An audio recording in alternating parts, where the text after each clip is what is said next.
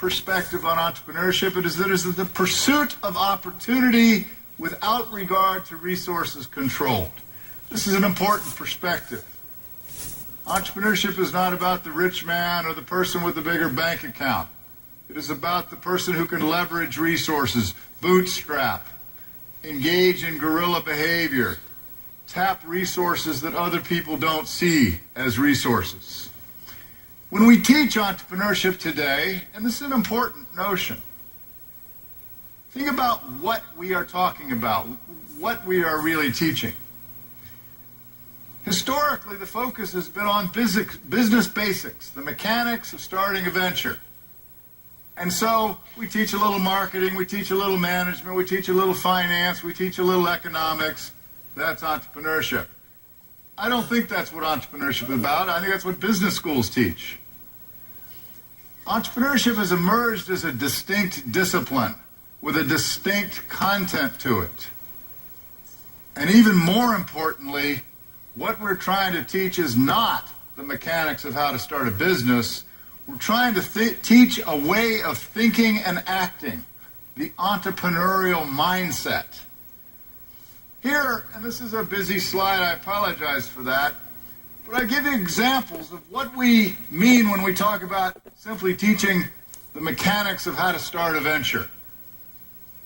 Managing cash flow, hiring staff, versus the content of entrepreneurship as a discipline, context for entrepreneurship, innovative business models, the lean startup. But I think much more critically, when we talk about entrepreneurship today, we need to be talking about the far right column. Entrepreneurial thinking and acting, the entrepreneurial mindset. We need to teach our young people to get better at opportunity recognition. You know, you still have people that think entrepreneurship is about taking risk. It is not. It has nothing to do with taking risks. It's about creatively mitigating risk and managing risk. And we have to teach that to our students and to entrepreneurs. It's about the ability to convey a compelling vision, to engage in guerrilla behavior, to leverage resources. These are what we call entrepreneurial competencies. The entrepreneurial mindset. So let's think about that for a second. What does it mean to think and act in entrepreneurial ways? The idea that I am an agent of change, that there's always a better way to do anything. We call it healthy dissatisfaction. That opportunity is everywhere. When you woke up this morning, there are 15 opportunities floating over your head. Do you see them? Embracing innovation and change and growth. And most importantly, the understanding that failure is important. Failure is invaluable. Entrepreneurs fail every day. Failure goes part and parcel with the entrepreneurial journey.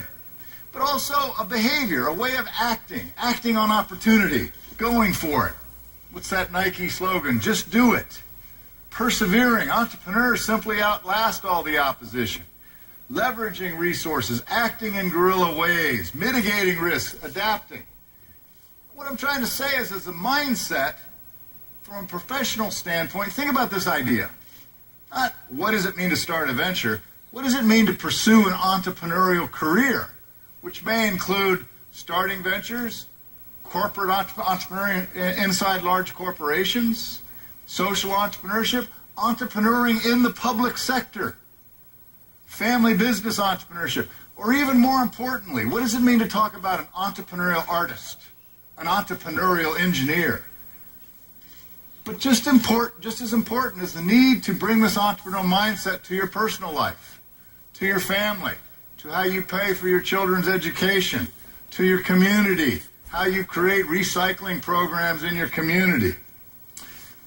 We've done a lot of research on entrepreneurial competencies, and we've identified these 13 competencies. To me, these are the essence of what entrepreneurship is about. Certainly, someone needs to know how to manage cash flow, how to hire employees, how to set up bookkeeping.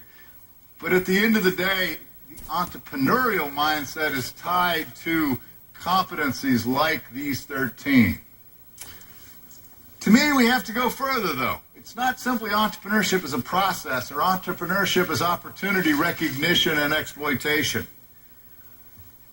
Entrepreneurship is fire in a bottle. It is about empowerment and it is about transformation. The empowerment to create your own job, your own future, your own wealth, your own sense of pride and self-worth, to create your own identity, your own facilities and operations, your own jobs for others, your own contribution to the world, to create your own ability to give back to society. Empowerment. And it's about transformation, transforming markets, transforming business practices, industries, transforming oneself and one's family, transforming one's community, and certainly transforming economies. So to me, I think this global entrepreneurial revolution is about empowering and transforming young people to create a different world, empowering and transforming our organizations to lead instead of follow, transforming our communities around the entrepreneurial spirit, transforming entire regions of countries. I also think it's not simply about the next Facebook. Far too many of the conversations about entrepreneurship center on going out, attracting $5 million, $10 million or more of venture capital money, and creating the next Twitter, creating the next whatever. What we found in our work is there are 4 different kinds of ventures that entrepreneurs create, and all 4 matter. We distinguish between what are called survival ventures, hand-to-mouth existence, a street artist, lifestyle ventures, the large majority of small ventures, hair salons, auto repair shops, managed growth ventures, businesses that seek to grow, to add locations, to add markets, but on a stable, managed basis, and then the so-called gazelles, or aggressive growth ventures. And on this slide, I try to characterize unique differences between them. But what I'm trying to suggest is, A, they're all forms of entrepreneurship.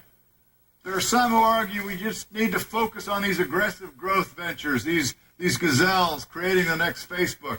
I disagree. I think society needs to meaningfully invest in all 4. You need a portfolio of types of ventures, and that these types of ventures support and feed off one another. We need to build entrepreneurial ecosystems that support survival, lifestyle, managed growth, and aggressive growth ventures. And we need to do more to connect the dots, not creating silos, but connectivity between entrepreneurship education, the investment community, NGOs or nonprofits that support entrepreneurial behavior, subject matter experts, incubators, and so forth, how we connect the dots amongst these ecosystems. A critical question many entrepreneurs ask themselves, many young people ask themselves when they're thinking about starting something is, do I have the right stuff? Do I have what it takes?